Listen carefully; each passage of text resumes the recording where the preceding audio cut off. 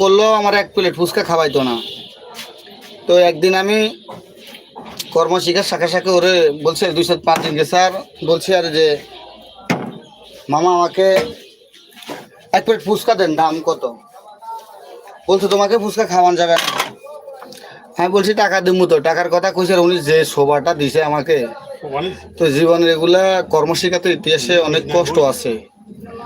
যার সঙ্গে একটা ছেলে সন্তান আসলে যদি শোভা একটা দুর্গতা যদি কেউ মাদারি, তারপরেও আপনার চারকি চারি চলে যাবে।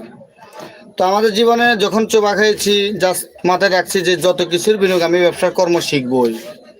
তার পাশাপাশি আমি এই কুইলের রসের ধরেন সেই আমালের জন্য আপনার র্যাপেরাতে বাড়িও খাইছি কুইলের রস চিপদান যাই।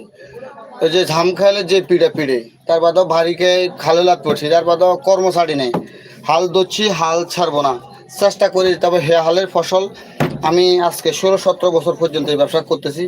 হে হালের প্রতিষ্ঠি পাতেছি, চোবা খাইছি, লাথি খেয়েছি, তার অবদান এইটাই। ওস্তাদের মায়ের শেষ সাইড কোন না, ওস্তাদের যারা মায়ের খেয়ে শিখতে পারে তাদের জীবন ধন্য সবসময় আমি মনে করি আমার তুলনায় একরূপ।